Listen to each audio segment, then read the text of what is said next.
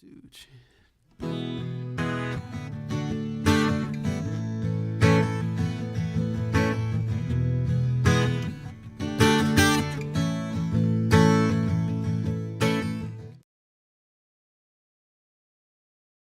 organization, like most youth-serving organizations around the country, we're really focused on providing separate, safe spaces for LGBTQ young people away from their families, believing that their families were the problem and that we needed to, in essence, kind of save them from their families and create a new environment. Part of my coming to Detroit is that I came after working 3 years intensively with Dr. Caitlin Ryan in the Family Acceptance Project, and brought that experience here with a belief and an intention that indeed, if we ultimately are going to end the experience of homelessness for LGBTQ youth, we must learn how to engage and appreciate families who are struggling to accept their children, and to help those families create an environment where those young people can be safe. Ruth Ellis is the only LGBT program that we're collaborating with to do this work. Many people who've come from rejecting backgrounds themselves don't believe that family change is possible. They don't believe that families can learn to support their LGBT children even if they disagree. And one of the exciting things about working with the Ruth Ellis Center is that the program is embedded in the lived experiences of LGBT children, young adults, and families. Then we explored a partnership with Annie Ray and Wayne County Department of Health and Human Services, and they were very, very open, and actually we found strong support from the child welfare system across the state of Michigan, all the way up to Steve Yeager at the top of the Children's Services network for the state of Michigan in Lansing. Since the project began, more than 300 Child Protective Service investigators, social workers, and educators have been trained by the Ruth Ellis Center. It covered things such as building safety with youth and families, recognizing and affirming sexual orientation, gender identity and expression. I have been a social worker for 25 years. 18 of those years have been with Child Protective Services. Of those 18 years, the only thing that I have done with these families is identify abuse, identify neglect. I see it every day. And all I would do is either put in a service or remove a child. Since I've been here at the Ruth Ellis Center and working with Family Preservation Program, I'm actually involved. When I go into those families' homes, I see the struggle in the eyes of not only the parents but the children, because the one thing that I know is that they do love each other, but they don't know how to display that love.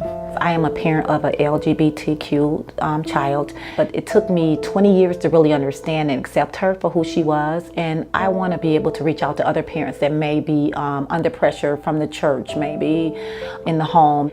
I harmed my own child. She could have committed suicide, almost lost her. But we were able to learn how to love each other and learn how to be accepting and affirming. And today we're very close, and we're a very close-knit family. And it was due to the education that I received at the Ruth Ellis Center. Really, I didn't understand her culture and why did she feel like this, or was it just a fad? But I understood that this is who she is and accept her for who she is. And however she identifies, I accept her as my child and I love her dearly.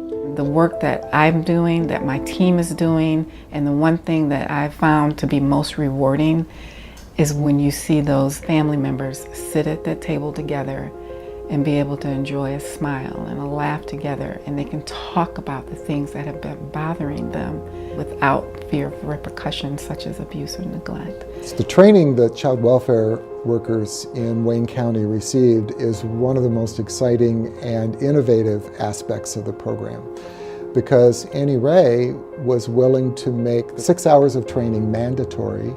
It was oriented toward helping them become observers of behaviors, comments, stories in the home when they are investigating an allegation of abuse or neglect that might give them clues that the sexual orientation, gender identity, or gender expression of a child is one of the factors in the conflict in the home. Then we train them exactly how to refer those families to the Ruth Ellis Center. Families who are referred can be engaged by a team of 3 staff, and with 24/7 availability of a family advocate and we can work with those families up to 13 months with the goal of helping to reduce the conflict around the identity of the child and to help those families stay together. High levels of family rejection is related in our research to a more than 8 times greater likelihood of attempted suicide, or almost a 4 times greater likelihood of using illegal drugs or putting oneself at high risk for HIV. And family accepting behaviors like finding a positive role model to give your child a sense of the future, or requiring that other family members treat your child with respect. Those are behaviors that really build wellness, a sense of self-worth, and self-esteem.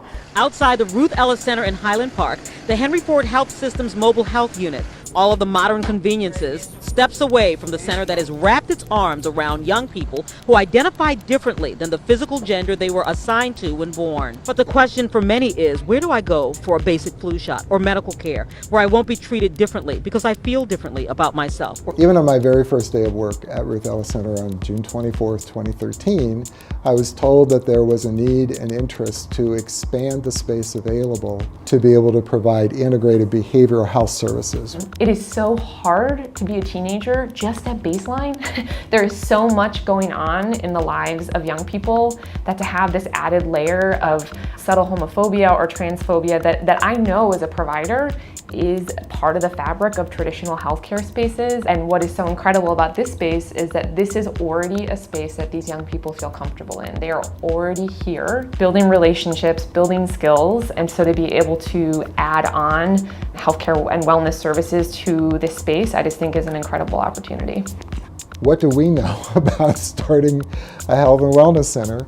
They encouraged me to get in touch with Nancy Schlichting and to spin this idea and say, we believe this needs to be done, but we need other leaders in the community to help us understand, go through a decision-making process and determine whether or not this is a good idea for the Ruth Ellis Center.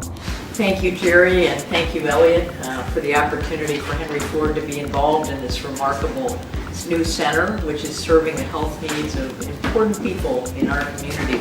The model of the Ruth Ellis Center is setting the table and inviting community partners in to assist us in providing these services. It was never the intent for us to become a full-scale clinic. Our mission is to serve a very specific group of deserving young people, and in keeping with that mission, our task is to make sure that those services are available on site, co-located, accessible, culturally appropriate.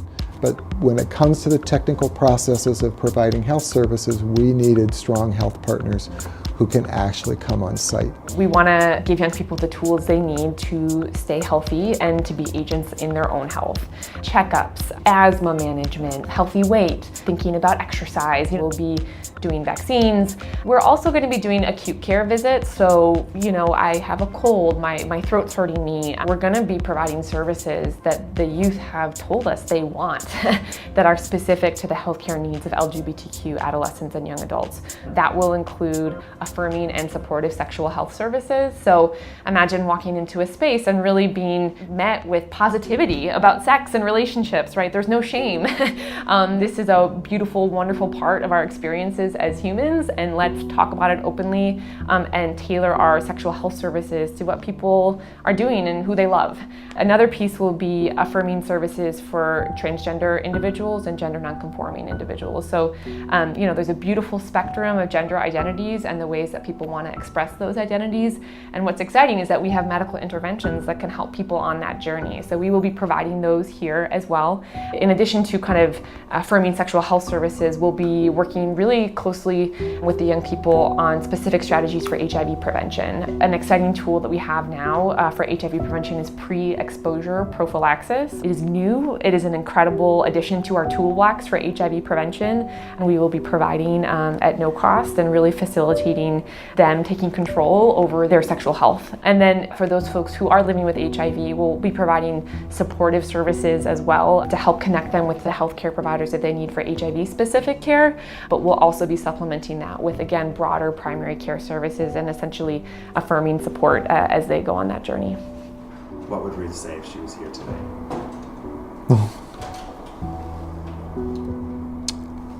I'm pretty sure she'd cry.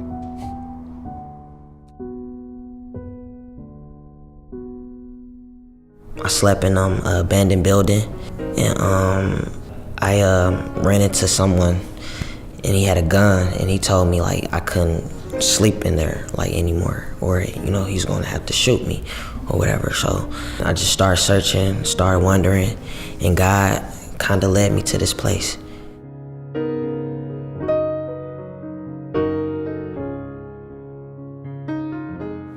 I came to Covenant House and they offered me a bed to sleep in, food to eat 3 times a day, clothes, basically a place like that I can just basically call home because I didn't have nowhere else to go.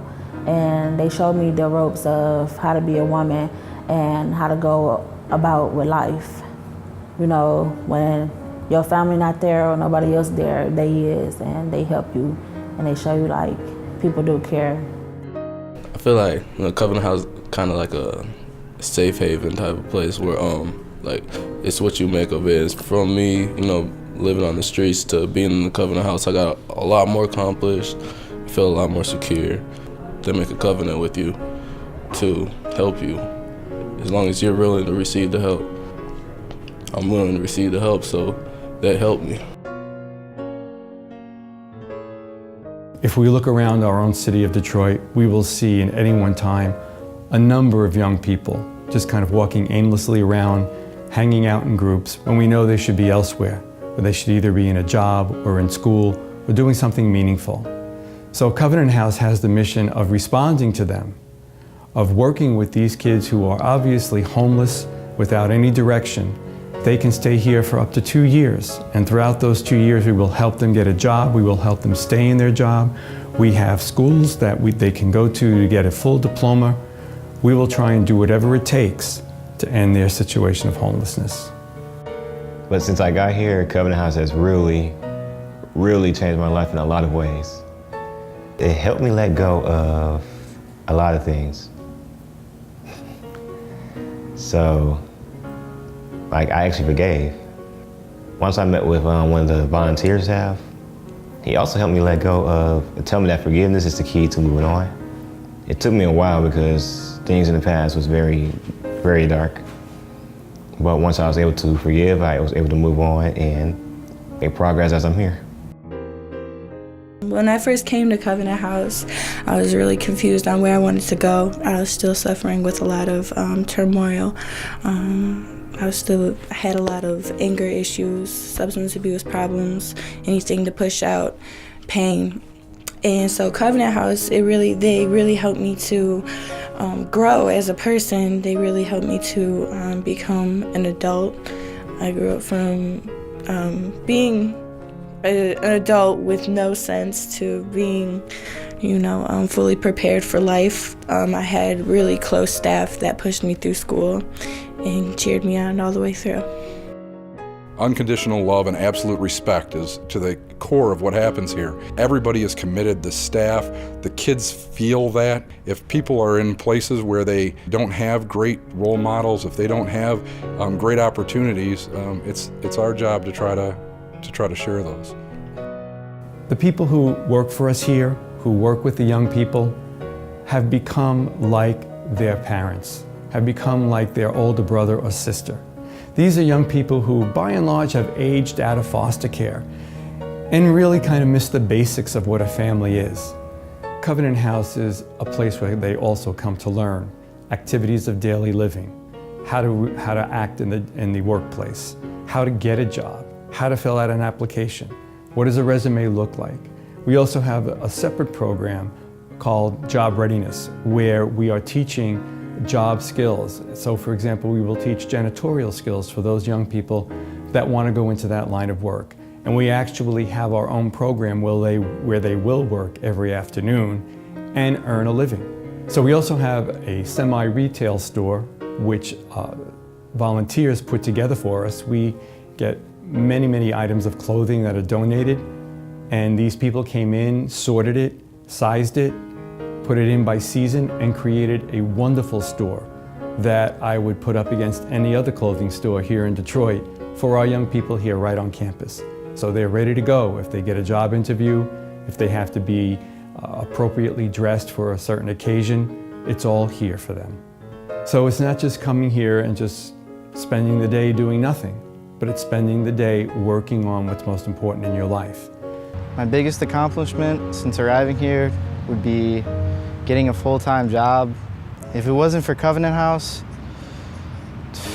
probably end up in jail,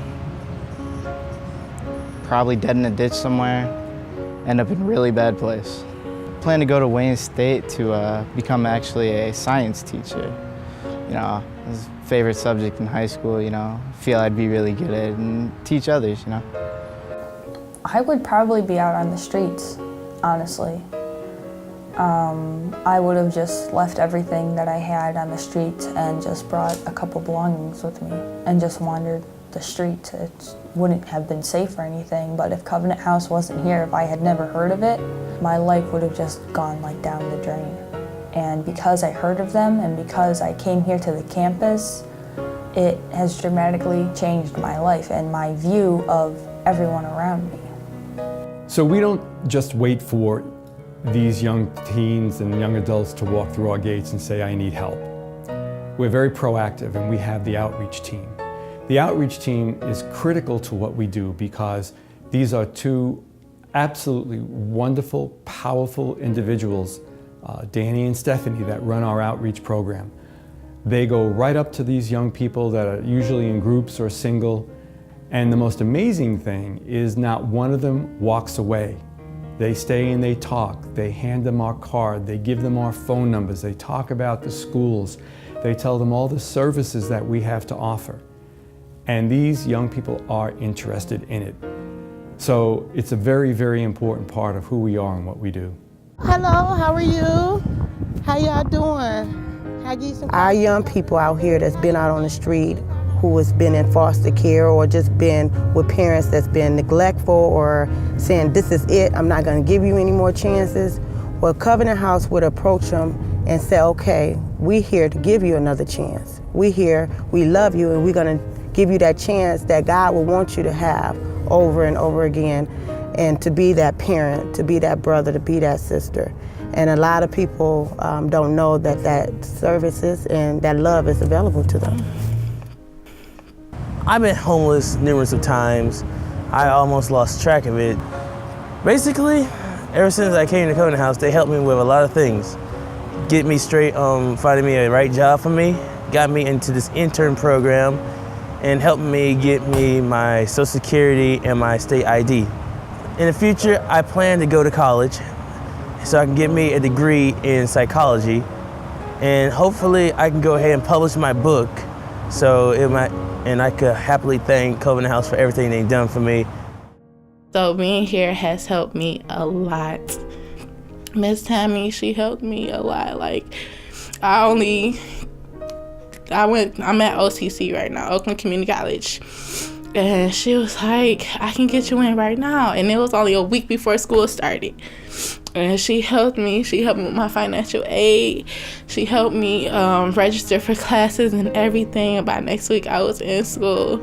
And right after that, I was going to Total Me. And so Total Me always, they help us prepare us for life and everything. Like, teach us, and they have different kind of classes. What I like was the resume builders. So they helped me build my resume. Once my resume was up to date and everything, I was able to get a job. For the first time, I actually feel like, some people do care about me and stuff like that. As we look around and see the statistics here in Detroit, there are over 5,000 young people who are homeless at any one time. We need to stop that. We need to do what we can to make it better, to help these young people find their way, become supporting members of the community, contributing members of the community, to get their education and to live full and complete lives that everyone is entitled to. So with the help and the support of many donors, we are able to do that, and we will continue to do that, and we hope that we will get the support we need from all those who care about these young people who have nowhere to go.